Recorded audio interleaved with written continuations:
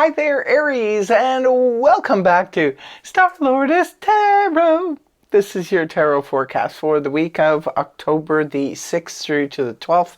I went ahead, shuffled the cards, laid them all out. Let's see what's going on for this week for Aries. First up, we have Major Arcana, the Death card, followed then by the Eight of Pentacles upright. Next, we have the Queen of Wands in the upright, followed then by the Queen of Swords in the upright. And lastly, we have the Six of Cups. All of your cards are in the upright position. Your central energy here is the Death card in the upright position, which represents a major transformation. Something could be transforming in a big way this week, Aries, for you. There could be something that is coming to its natural end if it cannot be transformed. So that's kind of the energy that surrounds this week for some of you. Remember, it's a general read, just take what makes sense in your scenario. But there could be something that you have decided this week you no longer want to do, or this is no longer feasible for me, whatever the situation is. Unless there is one caveat, if it can be transformed and transmuted into something else. Now, say for example, you're working at a job and maybe you like the job enough, but the problem is you're just not making enough cash. So it could be that, I'd love to stay here, but maybe I need more hours. I need a promotion. You need a raise. I need something to change here. So if you go to the powers that be and can manage to transform something, you could be onto something here and be able to transmute this energy and remain where you are. However, if you're trying to do something like that and there is no transformation, it's not possible at this time to transmute it. You may have to bring it to its natural end. Now, some of you are just choosing to not do anything any longer. Maybe, some of you had a hobby and you were very dedicated to that hobby, but maybe it just doesn't work in your life anymore. You can't fit it or make it transform into something that works for you anymore. So you could just be looking at letting go, and some of you are just letting go of things that you find no longer work in your life. You're just letting them come to their natural end. In the beginning of the week, we have the Eight of Pentacles, which is the worker bee energy. This is where we are nose to the grindstone. We're just focusing in on what we need to focus in on in order to build our business, build our finances, improve properties, things that will of value, that will continue to have value going forward and maybe help bring us. That's why I'm thinking maybe for some of you, this is something connected to financials. Maybe it's like, if I cannot, if I cannot start building my wealth at this point, maybe I need to stop doing this and start doing something different. So there you go. Or maybe some of you had to quit something because it was taking up too much time because you wanted to put your time now into work. So next card you have is the Queen of Wands in the upright position, which is fire energy. Aries, Leo, Sag, Sun, Moon, and Rising. Aries, you're coming up in your own reading in the upright position, indicating you're on the right path with any, say, action you would like to take. If you would like to take action towards something, whether it be maybe there's some necessary travel that needs to take place, you're just going to go ahead and do it. Go for it. You're on the right path.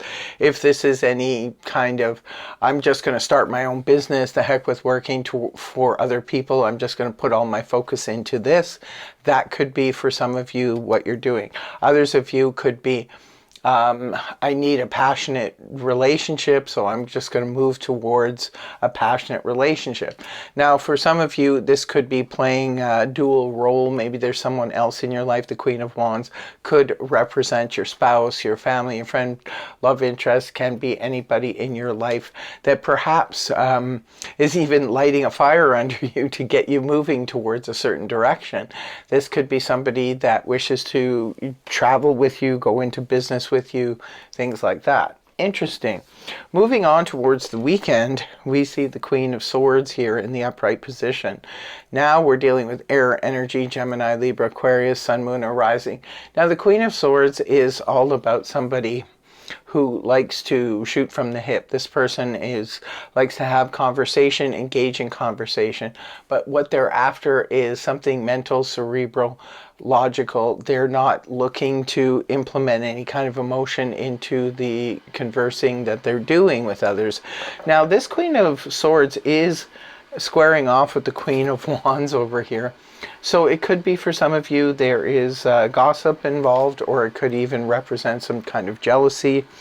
So there could be that going on for some of you. Just, make a side note of that one. But the Queen of Swords, she just is after the truth. Now, this could even be an aspect of you, Aries, especially if you have air in your chart.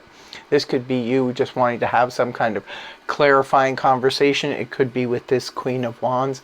Maybe you want to engage in it, or it could be someone else wants to talk to you about something. But this is all about laying all our cards on the table, shooting from the hip, and not withholding anything.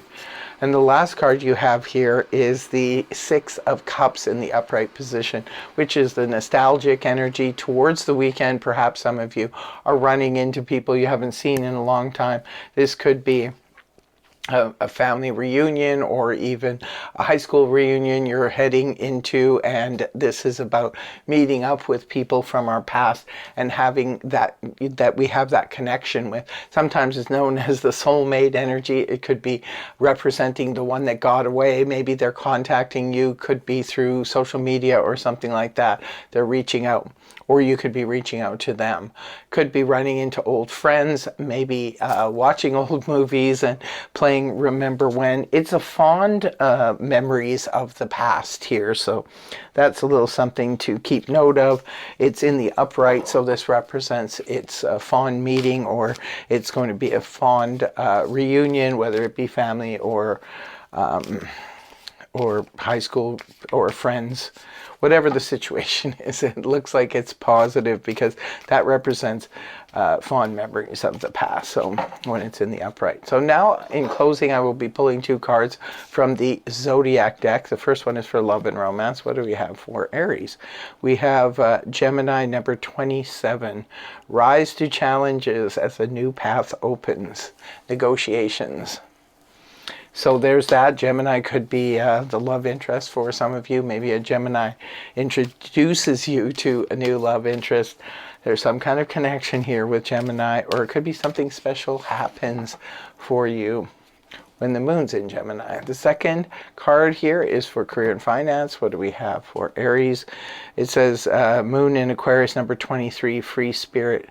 Your inner wild child awakens.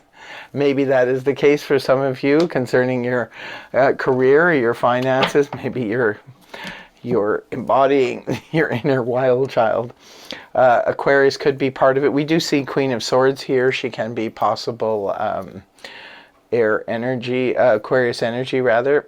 And something cool could happen in your career or financial life on when the moon is in Aries, maybe Aquarius. And Aquarius could be connected somehow to maybe this is like a loans officer, or it could be a new business partner or potential boss or something. So that's what I have for you, my dear Aries. I want to thank you so much for joining me. I really hope you have a wonderful, wonderful week. And I hope the reading helped you. If it did, please feel free to like, share, and subscribe. And don't forget to hit the hype button. When you hit the like button, it'll ask you if you want to do that. Go ahead, hit that. Really helps the channel a lot. And I will see you again in the next video. Take care. Much love. Namaste. Bye-bye for now.